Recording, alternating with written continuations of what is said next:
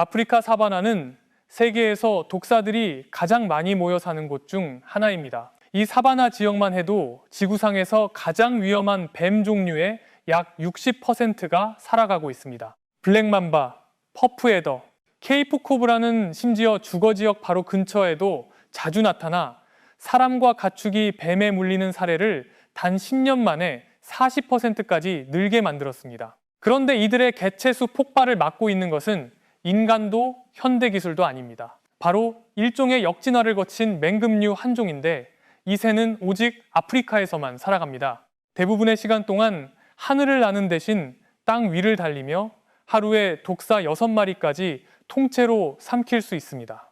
8초 안에 41번의 발차기를 날릴 수 있을 정도로 강하지만 이 새는 인간에게는 완전히 안전합니다. 하지만 여러분이 생각하는 것과 달리 이 새는 독사를 통제하기 위해 사람이 사육하거나 풀어놓은 존재가 아닙니다. 그것이 바로 진짜 사실입니다.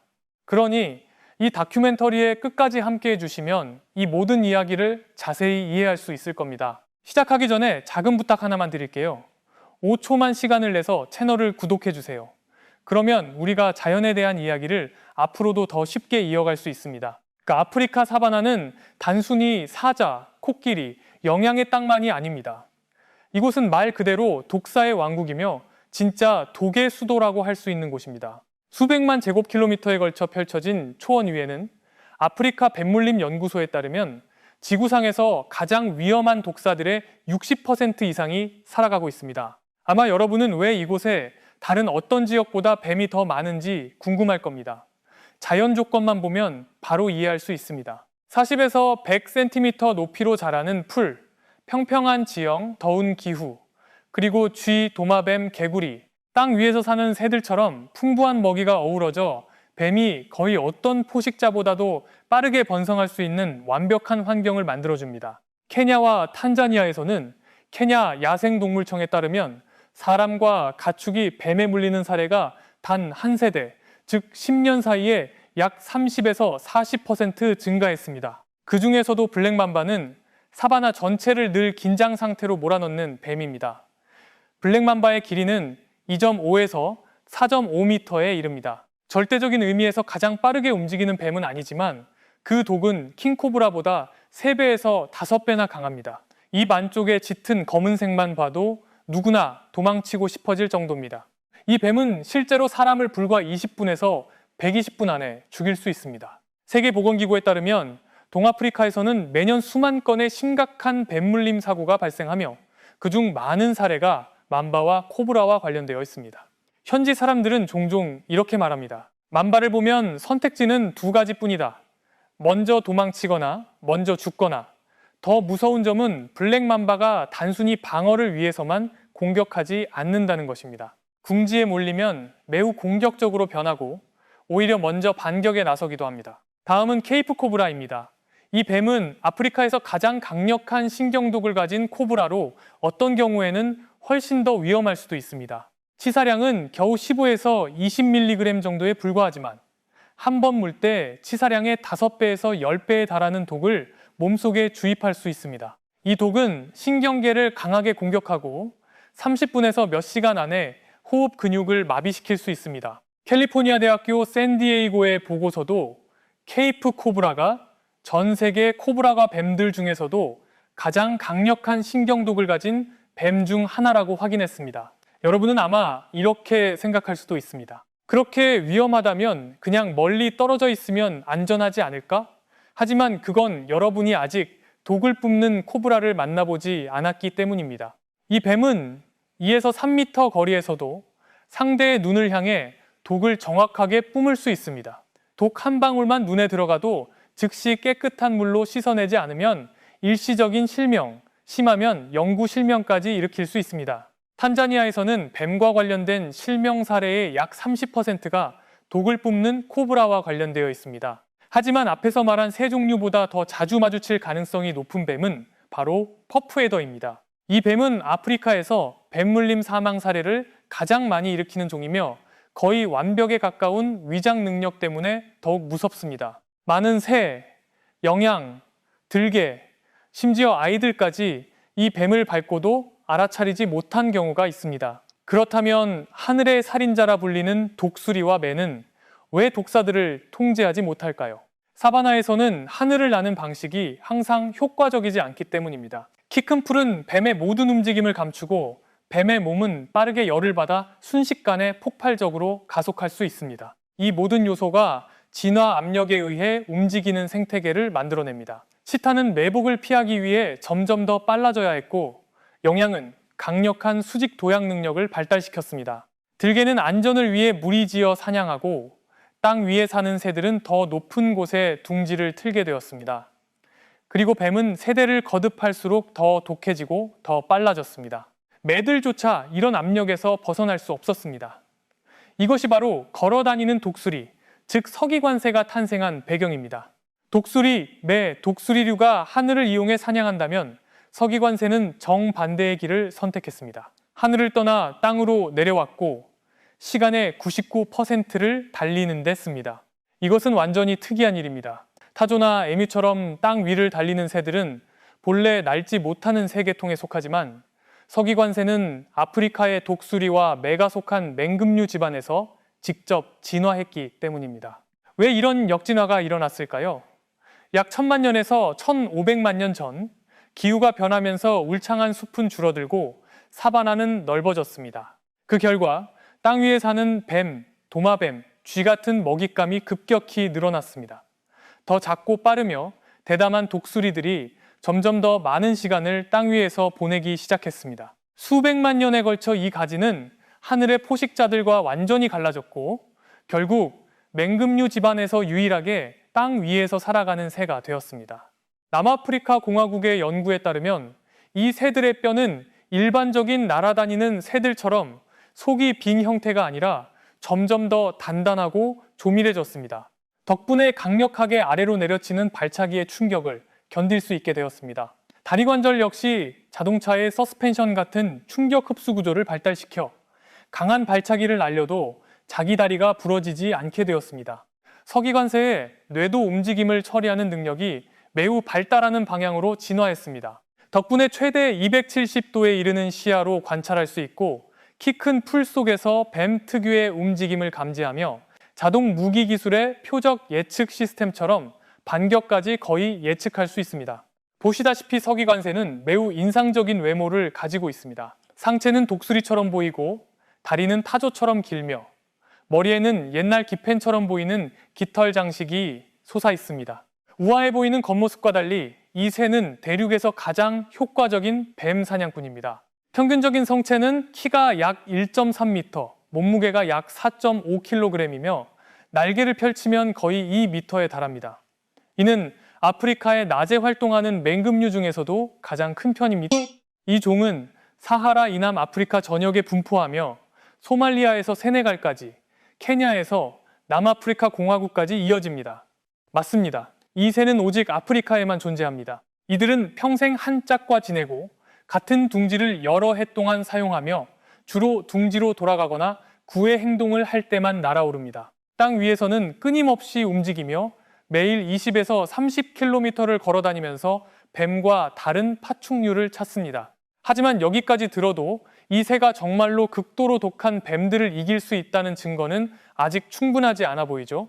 그 답은 바로 다리에 있습니다. 몸에서 가장 작은 부분처럼 보이지만 사실 가장 위험한 무기입니다. 동물 세계에서 뱀의 반사 속도는 가장 빠른 축에 속합니다. 코브라나 만바의 공격은 불과 50에서 70ml초밖에 걸리지 않아 사람이 눈을 깜빡이는 것보다도 빠릅니다. 하지만 서기관새는 그보다 더 빠릅니다. 벵거대학교의 연구에 따르면 이 새의 발차기는 단 10에서 15ml초밖에 걸리지 않습니다. 즉 일반적인 뱀의 공격보다 4배에서 7배나 빠르다는 뜻입니다. 그 발차기에서 나오는 힘은 약 15에서 25kg 힘에 이르며 가벼운 체급의 킥복싱 선수의 발차기와 비슷하지만 아주 작은 한 지점에 집중됩니다. 이 때문에 뱀의 두개골에는 40에서 50줄에 이르는 압력이 가해지고 목뼈를 부러뜨리거나 뱀을 즉시 움직이지 못하게 만들기에 충분합니다. 이렇게 강력한 타격을 날리는데도 새의 다리가 부러지지 않는 이유는 조밀한 뼈, 충격을 흡수하는 탄력적인 관절, 그리고 접촉 직후 다리를 바로 끌어당기는 스냅백 반사 구조를 가진 힘줄 덕분입니다. 즉, 닿는 순간 다리가 곧바로 뒤로 빠지면서 반작용 충격을 줄이는 것입니다. 이것이 서기관새의 발차기가 항상 위에서 아래로 곧게 떨어지는 이유이기도 합니다. 말 그대로 수직 타격입니다. 추가적인 보호를 위해 이 새의 다리 피부는 대부분의 맹금류보다 2배에서 3배 더 두껍습니다. 그래서 독리가 깊이 파고들 가능성을 줄여줍니다. 남아프리카 조류 지도 자료에 따르면 이런 피부 구조는 뱀이 스치듯 물거나 얕은 상처만 냈을 때 독에 노출될 위험을 약 30에서 40% 낮춰줍니다. 공격할 때 새는 날개를 안정장치처럼 넓게 펼쳐 연속으로 발차기를 날리는 동안 균형을 유지합니다. 동시에 날개는 뱀이 공격 각도를 예측하기 어렵게 만들고 공기의 움직임을 만들어 뱀의 균형을 흐트러뜨릴 수도 있습니다. 이 종의 사냥 전략은 많은 야생동물 촬영 감독들에게 전통적인 포식이라기보다 무술에 가깝다고 묘사되어 왔습니다. BBC 어스는 이 과정을 5단계로 설명한 적이 있습니다. 첫 번째는 위치 파악입니다. 풀 속에서 가장 작은 움직임을 통해 뱀을 찾아냅니다. 다음은 위협입니다. 날개를 펼치고 좌우로 뛰며 땅을 세게 밟아 뱀이 머리를 들도록 유도합니다. 새는 항상 약 1에서 1.5m의 거리를 유지하는데 이는 만바나 코브라의 공격 범위 바로 바깥에 머무는 거리입니다. 뱀이 머리를 들면 새는 목뼈를 정확히 노리고 풀 사이로 수직 타격을 날립니다. 그 다음에는 뱀을 몰아내어 탁 트인 곳으로 나오게 만들고 이어서 20에서 50번의 빠른 연속 발차기를 퍼붓습니다. 이는 초당 6에서 9번의 타격에 해당합니다. 마지막은 결정타입니다. 두개골이나 척추 윗부분을 향한 최종 타격이죠. 하지만 이론은 이론일 뿐입니다. 실제 전투에서는 어떤 일이 벌어질까요? 가장 유명한 대결 중 하나는 BBC 어스가 세도케티의 새벽에 촬영한 장면입니다. 해는 아직 완전히 떠오르지 않았고 땅은 이슬로 젖어 있었으며 한 마리의 서기관새가 순찰 중이었습니다. 풀숲 속에서 길고 검은 형체 하나가 천천히 올라와 밧줄처럼 움직였습니다. 그것은 바로 아프리카에서 가장 무서운 독사 블랙맘바였습니다. 영상 속 뱀의 길이는 약 3에서 3.5m로 완전히 자란 성체였고 거의 어떤 포식자도 정면으로 공격하려 하지 않는 상대였습니다. 하지만 서기관새는 물러서지 않았습니다. 날개를 들어 올리고 몸을 길게 세우며 자신이 쉽게 당할 먹잇감이 아니라는 신호를 보냈습니다. 전투는 맘바가 초속사에서 5m의 속도로 달려들면서 시작되었습니다. 비교하자면 축구 선수가 공을 잡기 위해 전력 질주하는 속도와 비슷합니다. 하지만 서기관새는 불과 0.015초 만에 공격을 피했습니다. 인간의 반응 속도보다 10배나 빠른 움직임입니다. 다리에 가벼운 물림만 있어도 치명적일 수 있습니다. 그러나 맘바의 독리는 바깥 피부층만 뚫었고 그 아래에 부드러운 조직까지 닿지 못했습니다. 새의 다리 비늘이 일반 맹금류보다 2배에서 3배 더 두껍기 때문입니다. 접촉이 일어나는 바로 그 순간 새는 스냅백 반사로 다리를 뒤로 빼냈습니다. 마치 팽팽하게 당겨진 고무줄이 튕겨나가는 것처럼 말이죠. 그 움직임은 뱀의 균형을 무너뜨렸습니다. 뱀의 몸이 살짝 축에서 벗어난 바로 그 순간 황금 같은 기회가 만들어졌습니다. 서기관새는 즉시 목뼈를 향해 수직으로 강한 발차기를 내리꽂았습니다. 1분이 넘는 시간 동안 서로 돌고 공격한 끝에 맘바는 완전히 움직이지 않게 되었습니다. BBC는 마지막 단계에서 이 새가 단 8초 안에 41번의 발차기를 날렸고 맘바가 그 자리에서 죽었다고 확인했습니다. 맘바가 속도를 상징한다면 케이프 코브라는 순수한 독성을 상징합니다. 내셔널 지오그래픽은 칼라가디의 낮은 덤불지대에서 벌어진 한 대결을 기록한 적이 있습니다. 그곳에서 케이프 코브라는 공격을 준비하기 위해 몸길이의 3분의 1을 의도적으로 들어 올렸습니다. 케이프 코브라의 한 번 물림에는 치사량의 5배에서 10배에 이르는 독이 들어 있습니다. 30분에서 10시간 안에 피해자는 호흡마비로 사망할 수 있습니다. 그런데도 서기관새는 싸우기를 선택했습니다. 영상 속에서 코브라가 단 0.07초의 반응 시간으로 공격해오자 새는 머리를 정확히 오른쪽으로 17도 기울였습니다. 독리가 아슬아슬하게 빗나가기에 충분한 각도였습니다. 새는 바로 반격하지 않았습니다. 대신 코브라가 몸을 낮추는 순간, 즉 가장 균형을 잃기 쉬운 순간을 기다렸습니다. 뱀이 땅에 닿은 바로 그때 새는 45도 각도에서 옆으로 내려치는 발차기를 날려 목뼈를 부러뜨렸습니다. 코브라는 3번에서 4번의 발차기 끝에 죽었습니다. 하지만 아프리카에서 가장 많은 사망 사례를 일으키는 퍼프에더와의 전투는 생태학자들을 정말 놀라게 했습니다. 퍼프에더는 길이나 속도에 의존하지 않습니다. 완벽한 위장과 번개처럼 빠른 반격에 의존합니다. 많은 서기관새가 단순히 실수로 이 뱀을 밟았다가 다친 적이 있습니다. 2017년 사진작가 클린트 렐프는 길이 1m짜리 퍼프에더가 덤불 속으로 들어가는 장면을 기록했습니다. 서기관새는 그것을 봤지만 곧바로 공격하지 않았습니다. 대신 주변을 돌며 뱀을 탁 트인 땅으로 몰아냈습니다. 뱀이 머리를 드는 순간 새는 20초 동안 16번의 발차기를 날렸습니다. 퍼프에더는 3번 반격했고 한 번은 다리를 또 한 번은 날개 밑부분을 노렸지만 모두 빗나갔습니다. 새가 너무 빠르게 다리를 빼냈기 때문에 그 움직임은 고속 카메라로만 선명하게 확인할 수 있었습니다. 뱀이 마지막 공격을 준비하며 몸을 납작하게 만드는 순간 새는 목 뒤쪽을 향해 수직 발차기를 내려쳐 척추를 꺾었습니다. 뱀은 즉시 죽었습니다. 2019년 마사이마라에서 한 독일인 사진작가는 이후 생태학자들이 마라의 처형이라고 부른 사건을 촬영했습니다. 단 하루아침 동안 한 마리의 서기관새가 2마리의 뱀을 죽였습니다. 하나는 성체 퍼프에더였고 다른 하나는 어린 코브라였습니다. 관찰자들을 놀라게 한 것은 두 경우의 전술이 거의 100% 동일했다는 점입니다. 뱀을 열린 공간으로 몰아내고 머리를 들게 만들고 빠른 연속 발차기를 퍼부은 뒤 마지막 처형 같은 발차기로 끝내는 방식이었습니다. 아주 드문 경우 기록된 사냥의 5% 미만에서는 2마리가 협력하는 전투도 관찰되었습니다. 두 새는 훈련받은 격투가처럼 움직입니다. 한 마리가 뱀 앞에 서서 시선을 끌고 다른 한 마리는 조용히 뒤쪽으로 접근해 치명타를 날립니다. 이런 드문 상황은 보통 번식기에 일어나는데 이때는 단백질 수요가 늘어나고 큰 성체 만바나 코브라가 매우 중요한 먹잇감이 되기 때문입니다. 심지어 거의 공격받지 않는 강한 독사의 일종인 붐슬랑도 항상 도망칠 수 있는 것은 아닙니다. 드물게 기록된 몇몇 사례에서 서기관새는 이들을 덤불 밖으로 몰아내고 땅 위에서 추격한 뒤 10번에서 20번의 빠른 발차기를 날리고 특유의 수직 발차기로 싸움을 끝냈습니다. 그런데 여러분은 뱀이 죽은 뒤에는 어떤 일이 벌어지는지 궁금해 본 적 있나요? 서기관새는 뱀을 어떻게 먹을까요? 그리고 왜 독에 중독되지 않을까요? 이 새는 하이에나나 매처럼 서둘러 달려들어 먹지 않습니다. 안전을 지키기 위해 매우 조심스럽고 규칙적인 과정을 따릅니다. 먼저 부리로 뱀을 들어 올린 뒤 여러 번 강하게 흔듭니다. 마치 마지막 반사 움직임까지 털어내려는 것처럼 보입니다. 이것은 무작위 행동이 아닙니다. 근육을 이완시키고 경련을 줄이며 삼키기 쉽게 만드는 과정입니다. 그 다음에는 뱀의 몸을 여러 번 땅에 내리쳐 먹잇감이 완전히 움직이지 않는지 확인합니다. 이 3단계를 모두 끝낸 뒤에야 삼키기 시작하며 항상 머리부터 아래로 삼킵니다.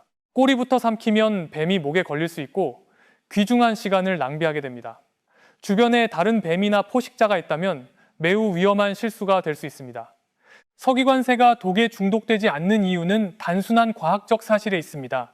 독은 혈류로 직접 들어갈 때만 위험합니다. 삼켜져 위장으로 들어가면 대부분의 독은 소화 과정에서 위산에 의해 분해됩니다. 게다가 뱀이 죽은 뒤에도 독샘은 보통 그대로 남아있기 때문에 독이 고기 속으로 새어나오지 않습니다. 즉, 서기관새가 많은 사람들이 생각하는 것처럼 특별히 면역을 가진 것은 아닙니다.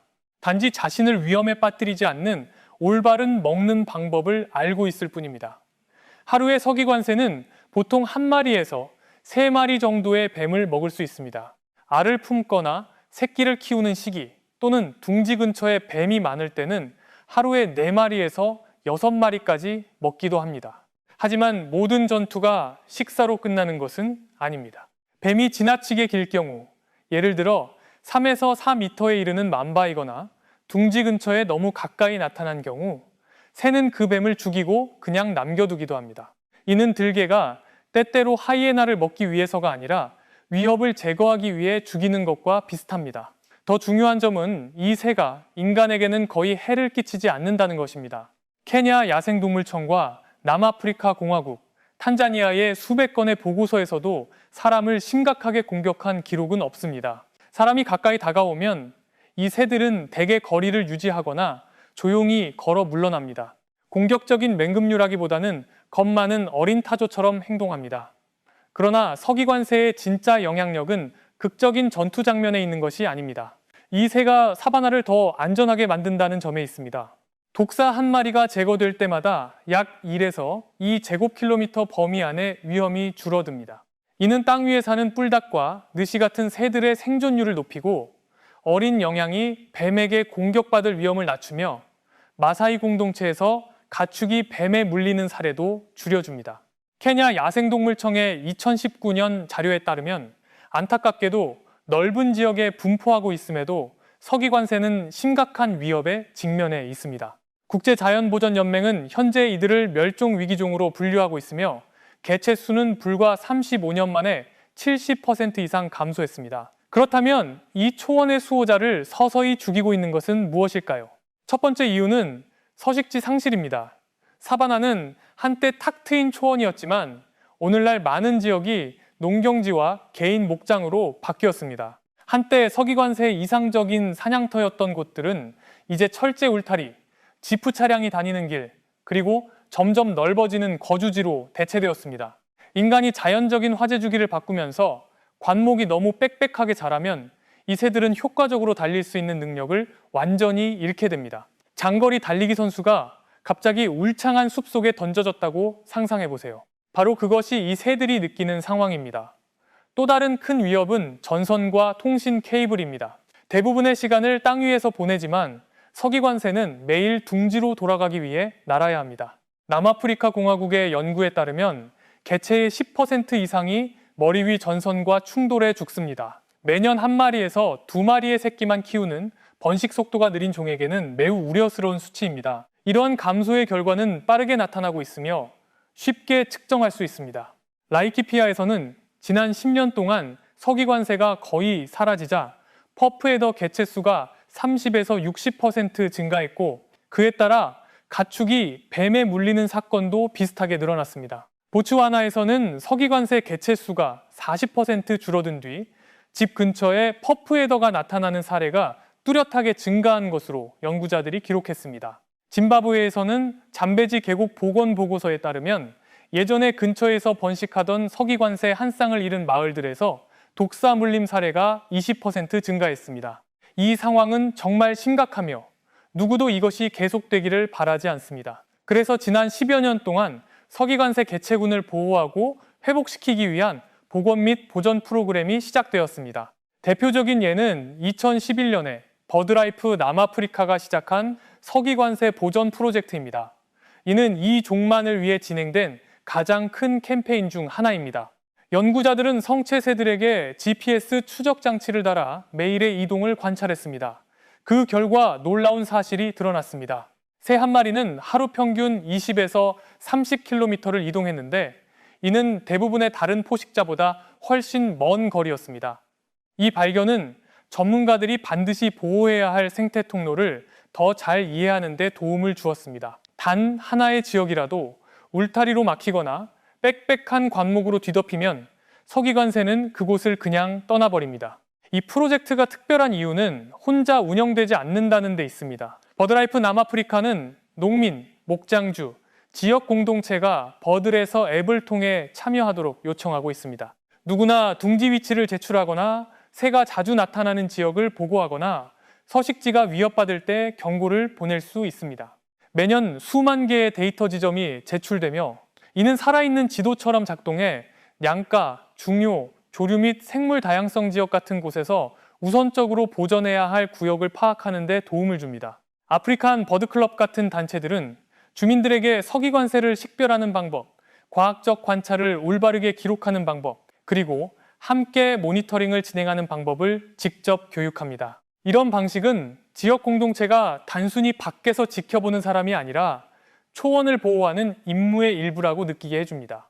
더 넓은 규모에서는 케냐와 남아프리카 공화국이 마사이마라, 샤바, 카루, 그리고 덜 알려진 여러 초원 지역 같은 보호구역을 확장하거나 연결해 수천 킬로미터에 이르는 연속적인 통로를 만들었습니다. 이것은 서기관새가 장기적으로 살아남을 수 있는 몇 안 되는 환경 중 하나입니다. GIS 데이터와 위성 이미지는 열린 초원, 적은 관목, 그리고 머리 위 전선이 없는 지역에서 이 새들이 가장 잘 회복된다는 사실을 보여줍니다. 아직 개체수가 완전히 회복되었다고 정확히 확인할 수 있는 자료는 없지만 보전단체들은 몇 가지 긍정적인 흐름이 나타나고 있다고 보고합니다. 어떤 사람들은 복원이 성공한다면 서기관새를 다른 나라에 들여보내 독사를 없앨 수 있지 않느냐고 묻습니다. 얼핏 들으면 논리적으로 보이지만 실제로는 불가능합니다. 첫째, 이 종은 아프리카 고유종이며 사이티스에 따라 보호받고 있고 개체수가 70% 이상 감소했기 때문에 많은 나라가 수출을 금지하고 있습니다. 둘째, 이들은 제한된 공간에서 살아갈 수 없습니다. 1980년대와 1990년대에 나미비아의 농장과 케냐의 야생동물 롯지에서 진행된 실험은 모두 실패했습니다. 새들이 몇 주 만에 떠나버렸기 때문입니다. 셋째, 이들은 탁 트인 사바나 환경이 필요하며 숲, 도시, 일반적인 농경지에는 적응할 수 없습니다. 결론적으로 사바나는 인간 없이도 살아남을 수 있습니다. 하지만 서기관새 없이는 균형을 유지할 수 없습니다. 이 종이 사라지면 독사 개체 수는 폭발적으로 늘어나고 땅 위에서 사는 새들은 줄어들며 사람과 가축은 더 큰 위험에 직면하게 됩니다. 하지만 사바나가 여전히 온전하게 남아있고 빽빽한 관목에 지나치게 잠식되지 않으며 전선이 풍경을 가로지르지 않고 대규모 토지 개간이 일어나지 않는 한 서기관새는 진화가 자신에게 맡긴 일을 계속해 나갈 것입니다. 그 어떤 종도 대신할 수 없는 방식으로 아프리카를 지키는 일 말입니다. 이 이야기가 더 많은 사람들에게 전해질 가치가 있다고 생각한다면 댓글을 남기고 채널을 구독해 다음 콘텐츠를 응원해 주세요.